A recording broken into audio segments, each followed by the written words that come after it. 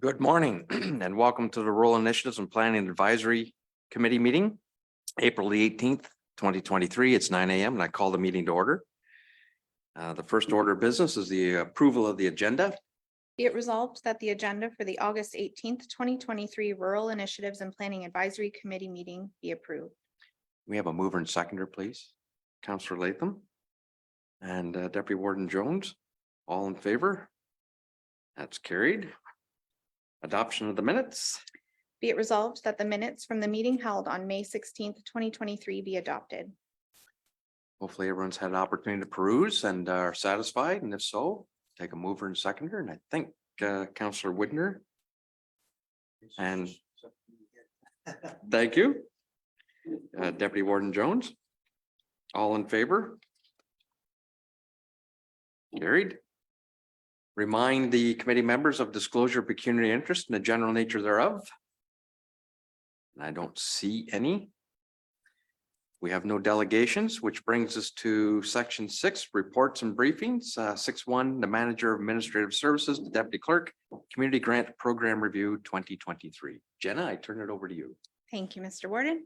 Through you to members of the committee, the purpose of the meeting today is to offer the committee a chance to review the current community grant program and provide its suggestions and feedback before the 2024 intake period opens on September 1st. The report before you briefly touches on the background and history of the community grant program.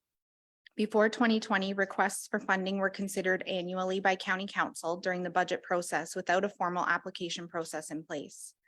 In 2020, the Rural Initiatives and Planning Advisory Committee completed a comprehensive review of the program, which included the development of new program and eligibility criteria, new application packages, a new annual program timelines, new scoring matrices, and a final reporting template.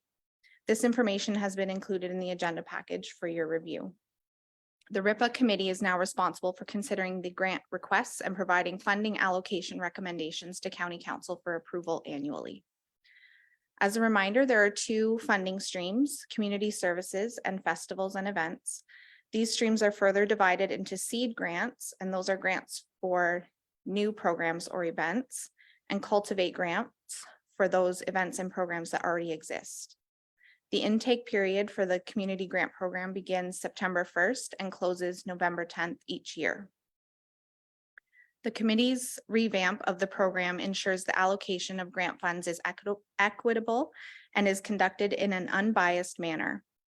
Once applications are received each year, the committee assesses eligibility of all applications against County Council approved criteria, scores the applications independently utilizing a standard scoring matrix, assesses the combined committee scores, and uses a weighted formula to calculate proposed funding allocations. A weighted formula is used when funding requests exceed the budgeted amount for grant funding. The results of the weighted approach are used as a starting point for committee discussion. So at the May 16th, 2023 meeting of the committee, suggestions for changes or improvements to the program eligibility and criteria were made by the committee. Staff have reviewed these comments and have offered recommendations and options for the committee's consideration. So I will go through each of the comments that are proposed in the report, and then we'll talk about each one as we go through. So the first comment that we received was that some organizations that were seeking funding only selected one of the three possible eligibility criteria when we do indicate that two must be selected. So there were concerns among the committee that we're awarding funding to those groups even when they don't confirm that they meet at least two of those criteria. So for the committee's information, the eligibility criteria are that the organization's office is located in Elgin County, the program or service benefits Elgin County, and the majority of service or program participants are from Elgin County. So in order to address this concern, staff are recommending that the online application form be adjusted to require the selection of at least two criteria in order to continue on with the application. It currently only requires an applicant to pick one. Staff can also emphasize this requirement in correspondence that is sent to previous applicants when the intake period opens. So changing the form is mostly just an administrative is administrative in nature, but I just wanted the committee's feedback if you think this would take care of that concern, if that would satisfy the concern of the committee. Yeah, let's open the floor up right there and has anyone got an opinion on that? You know, obviously, if it's something that we have identified that should be done, and you must be able to at least qualify under 2 of the 3 criteria, then perhaps it's something that needs to be emphasized. And I would say under the review process, whether staff get the first kick at it or even the committee, if they don't meet those criteria, then they're disqualified. I would think. I would agree. Yeah. Okay. So the second concern was that there was another comment from the committee that it seems that organizations have not been able to clearly demonstrate the number of Elgin County residents that they serve, either through their program or service or at their events. So staff proposed recommendations include amending the final report template that organizations are required to submit if they are successful in receiving funding, that the organizations include a section where they can indicate how many residents they served at their or attended their event or they served through their program. And also it is proposed that we amend question number 5 on the application form to ask organizations to provide an estimate of how many Elgin residents they anticipate they'll provide services to or will attend their event. And the question could also ask organizations how they propose to demonstrate this or how they propose to measure that. Okay, again, open for discussion and recommendations. Yeah, I'll please, bite. Grant.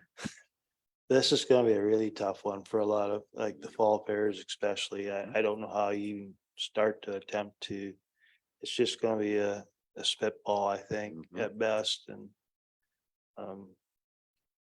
it's, we know they help a lot of people in the immediate area for the most part, and there's people that come in, family members that used to live there. It's, I don't really know how we expect them to it'd be just an approximation at best, I think. I think you're right, Richard. I feel the same. They just gotta more or less guess what they think. Yeah. Yeah. Same thing, you know, like Mark, you and I were both at the Elmer Fair the other night. I couldn't tell you how many were from Elmer, how many were from Allied or from wherever. Jenna's probably got a better idea than I do, but yeah. Right, right. Now. The multi-service center, you mean, in Tillsonburg? Yeah. I know. Yeah. If I recall, on that particular one, there was the applicant made an attempt to identify the number that were coming out of the Elgin County area, primarily Bayham, I'll admit. And the ask was proportional, dependent upon those numbers. That's right. I thought they did a fairly decent job, but again, it's up to what you know, if they fit the criteria, fine. If they don't, then okay. Yeah. Well, sorry, with that group, at least they have documentation. So they can rely on the documentation, and I'm okay with that. Like, if they can say, well, 50% or 30%, then we work with that, and I don't have a problem with that. But when these festivals and fairs come up, it, you know. Yeah, Don, please. Thank you, Warden. This sort of criteria is often baked into some of the tourism grant funding that we have from across the province. And what I've seen used there is that they'll sometimes ask for a volunteer to basically, when people are coming into the festival, you know, it's an informal polling.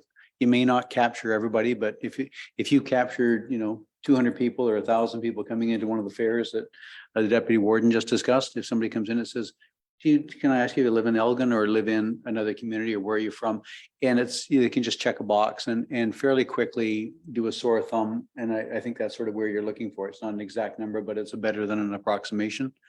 I think the other option that council may wish to consider is that if it's being held in Elgin County, then maybe that criteria is no longer needed. But if for something like, I think years in the past, we've held something in Pinafore Park or so on, then in those circumstances, you'd require that extra step in order to qualify for funding. And then you're assuring the Elgin taxpayer that their money is going to benefit themselves rather than somebody else. But those are two options for the committee's consideration.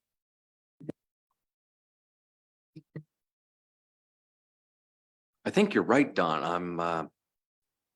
How do we ask the question? You know, for example, if it was the seniors picnic in the park, how do we ask the question? How many are Elgin residents that are participating there? Or anything else that we fund, like even, yeah, it's difficult. Through Yeah. the chair, it Richard. could be weather related too. I mean, you could get 200 people there. If the weather's not really favorable, you might finish up with 50. Yeah. So I don't know whether they can put absolute numbers down. Well, I would agree. I don't think it's reasonable to ask for that.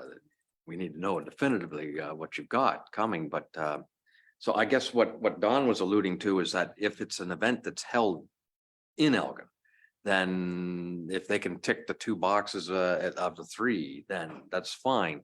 But if it's outside of the county borders or even within the confines of the city, that's how we have to drill down. Haven't figured out how to do that yet. What question do we ask? How many Elgin residents do you anticipate to serve or? Yeah, Grant, wait. So, generally, at least during the summer, there'll be tourism staff at most events. That's my, what I've noticed, that there's always a booth, and maybe one of the girls or people should be, just go out and just do a kind of a straw vote, or not a poll. Well, just walk around and ask, where are you from?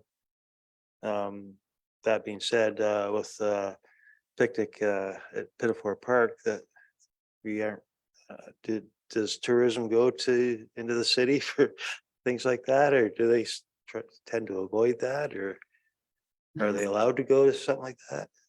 I think the library usually go.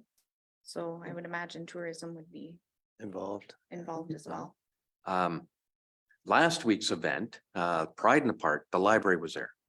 The library people were there. Tourism was down at Elmer Fair. Yeah. So I think, generally staff are doing a good job of getting out there and showing the colors, so to speak. And it's just, yeah, I agree with what you're saying.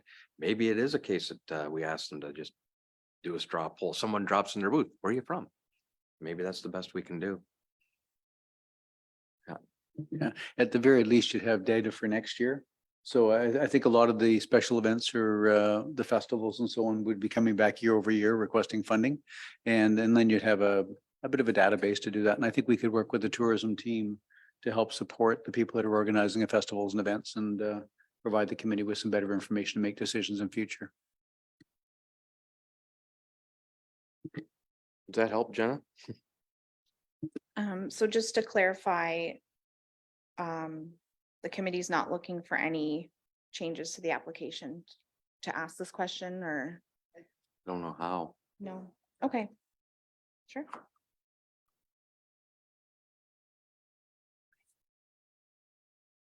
I'll move on to the next one. Please. So the last concern, which we've touched on a little bit already, is that there was an event, which was Seniors Picnic in the Park, that was not only not being held in Elgin County, but was not being funded by the city where the event was taking place.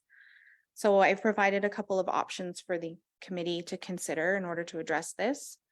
So the first option would be amend the application form to indicate that only events that are held geographically within Elgin County municipalities are eligible for funding.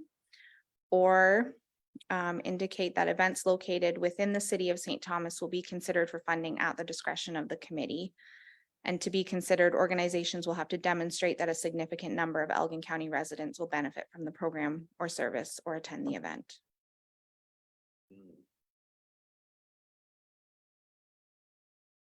Option 2 definitely puts the pressure back on committee members.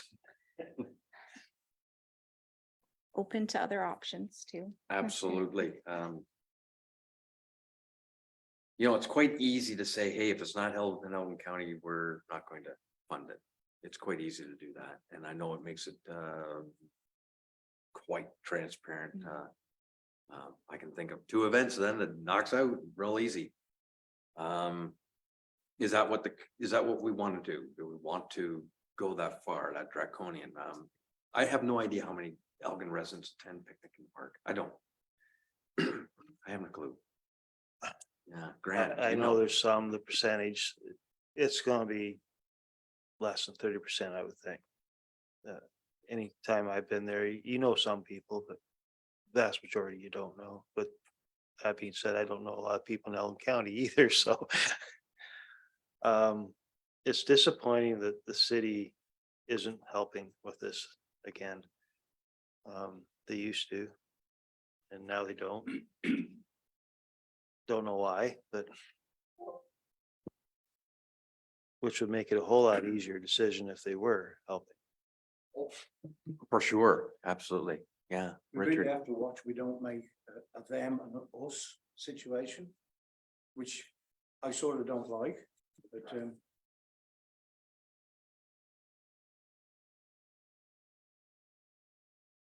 Yeah. Anything to add, Mark, or that we give? Yes. I don't know, what did we give last year? Do you, Oh, gosh. sorry. Off the top of my head, I'm not sure, but I think it was under 2,000. I wasn't think it? so, yeah. Yeah, we want to be so petty. I mean, it is seniors and it is, could be Elgin residents for sure, and I don't have a problem if we continue the way it is, but you're never gonna get the numbers. Well. If that's the way, then you're leaning towards option 2, let the committee discretion on that one. Yeah, Grant. Has it already been held this year? I don't recall. I can't remember. It's sometime, if it hasn't, it's gonna happen right shortly. I don't know the exact date. You didn't get an invite? Huh. Lucky guy. I had to make a speech. Why don't you? The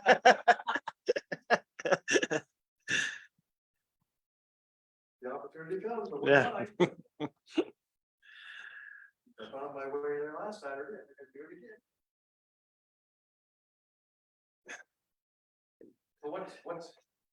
What's the committee thinking? Do you want to Well- leave it at the discretion of the committee? Or do we want to be hard and fast and say if it's not within Elgin, it doesn't qualify? I'm leaning towards discretion. Maybe we can get staff there to do a poll. Just to get an idea for next year. Sure. If they can find out when it is. I'm sure if we got some of your social people in the building that can find out when the date was or is. Okay, I can live with that. Richard, you're good? yeah, option 2. Okay. Well, that made it easy. Yes. We did also receive a note from Donna. She wasn't able to attend today. She also wanted to add a point that the purpose of the grant should be clear. It is to invite organizations to hold activities that help the county accomplish its goals of the strategic plan. This is a taxpayer's funding and we must ensure that we are spending responsibly to accommodate our accepted community goals. So we do mention the county's strategic plan in the preamble on the program criteria. However, we don't ask applicants to clearly show how their activities accomplish the goals. So we could add some more information in there and specify what the county's goals are through their strategic plan. It could get quite verbose, couldn't Right. it, the application? By the time we try to educate, this is what our strategic plan is, how are you gonna meet it? Yeah, but I think it's, you're absolutely right. It's one of the things that we're looking for is how do you support Elgin's strategic plan moving forward? And it's kind of one of the underpinnings or principles of the grant program, so. So could we just leave it as a preamble to the application? And yes, I know working with a group in Southwold on their application to maybe do a better job. this would just be another nail in the coffin, right? They're getting pushback already on how much work it is for a small group and I know what you're talking about. It is tough and you'll, and I do appreciate, the reasons behind, trying to put some criteria together for the grant, programs.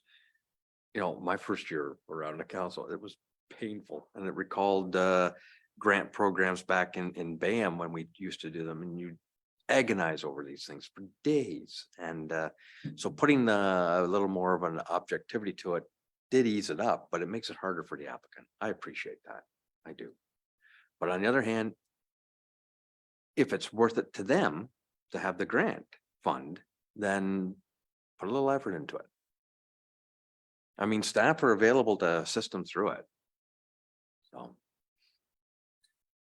Kind of reminds me of some of the criticisms out there. Geez, we spend more money administering this program than we give out.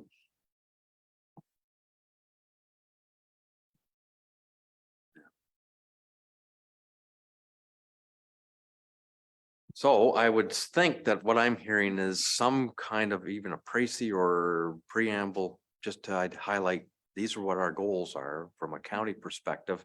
How we're design your program so it helps meet that and it fulfills our objectives and should help them too, I think. I know it's just more work for you, but job security. Okay, was there anything else, Jenna? Not from me, but if the committee has any other